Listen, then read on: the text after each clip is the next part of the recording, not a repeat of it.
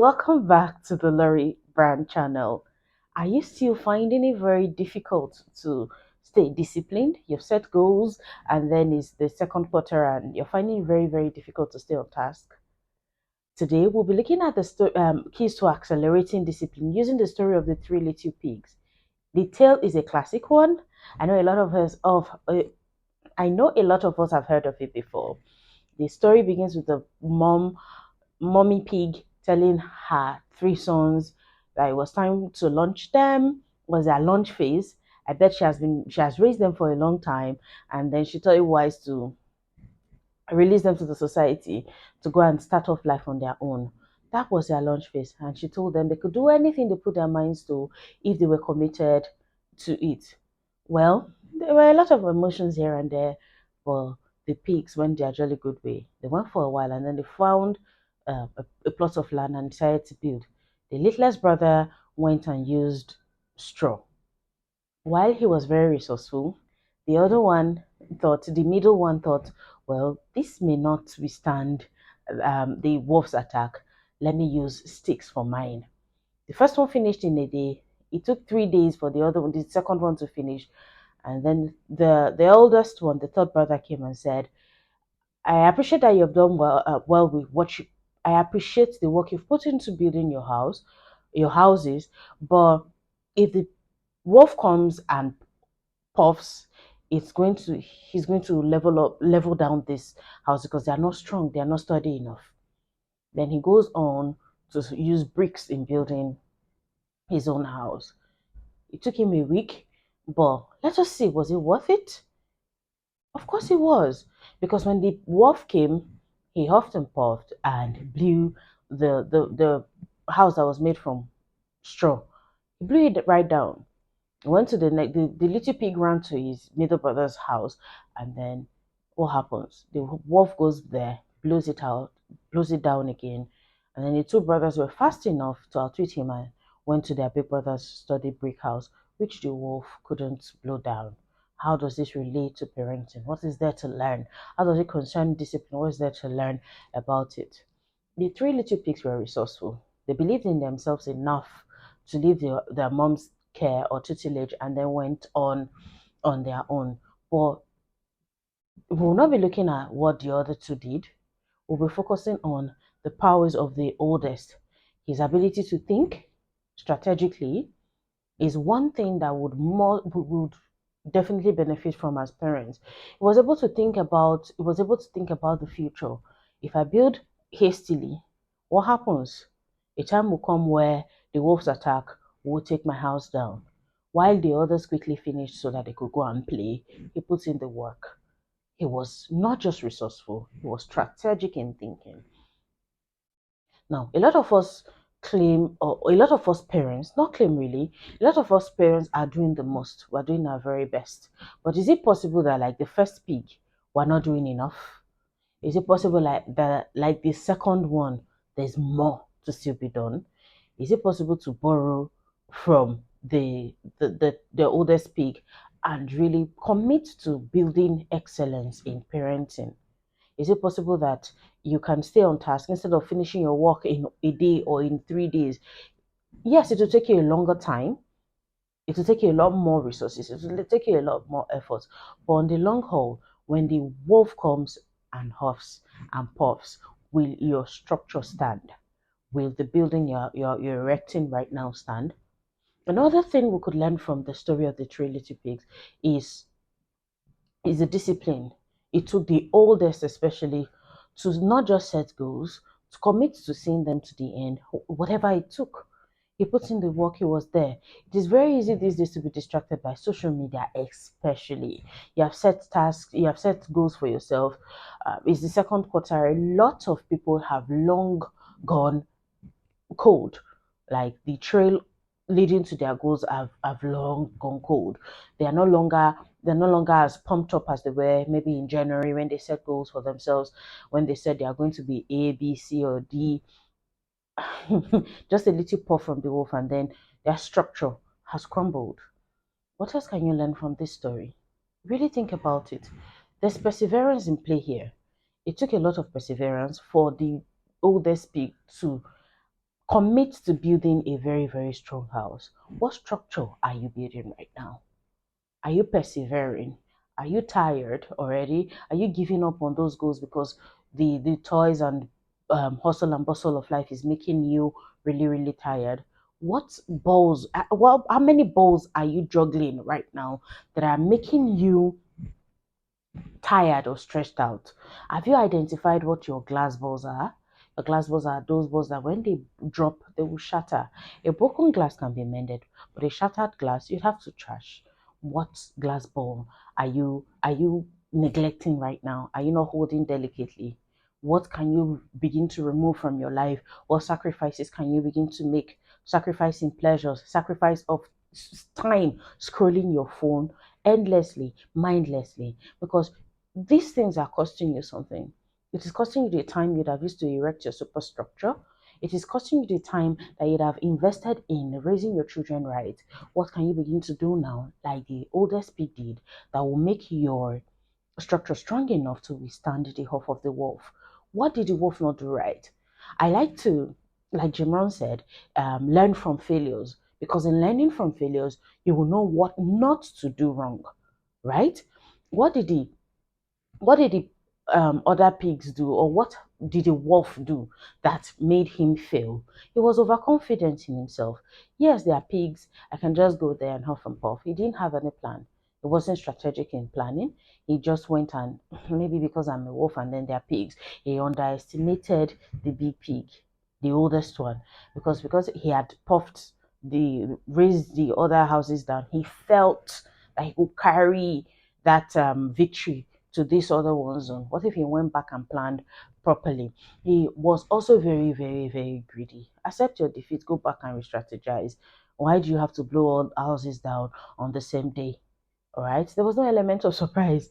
The other pig already, well, the other pig was really, really prepared. What if there was something he could go do that could make him do better? He was too much in a hurry. He didn't have plan A. He only had plan A and B and C, of course, the first house, the second, and the third one. What if plan D would have made him better set up or better equipped to win? What plans do you currently have? And how are they holding up to the temptations of the modern day world? Now, there used to be a time where you could put on the TV, or give your child a tablet or an iPad to watch, and then with little or no supervision at all, you're sure that they are learning ABCs, or they're learning the numbers or nursery rhymes. But is it still so now? Are you sure you can confidently turn your back on your children with everything going on the media today? Are you sure you can even leave your children unattended for 5 minutes, left alone with whatever you have taught them? What values have you instilled in them? What do you have screen time rules? Do you have a a media plan or a guide? What are you doing? How are you raising them up or setting them up to cope with the modern day challenges? Remember, Pastor Olakunle Shorin always says, think 30 years. Whatever you are doing today, setting the pace for the children or the adults they'll be tomorrow.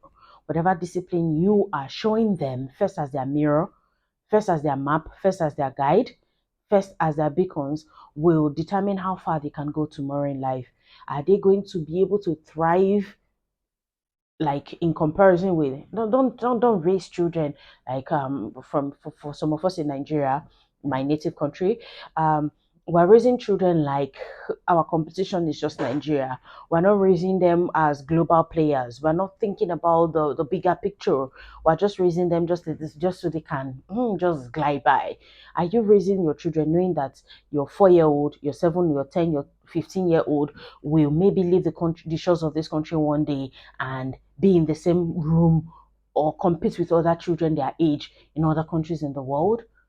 Are you thinking global at all? Because if you are, there are a lot of things you begin to do differently. If you are, there are things you would ordinarily stop doing as a parent, because you are the light, you are the mirror, you are their guide.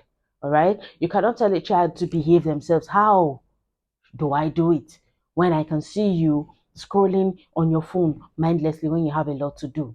How will you have the moral bearing to tell your child, I thought you said you had A, B, C, or D to do today, when your to-do list is staring right at you with a lot of things undone. Really? How? It's really mind-boggling when we expect children to act a certain way when we as parents are not committed or disciplined or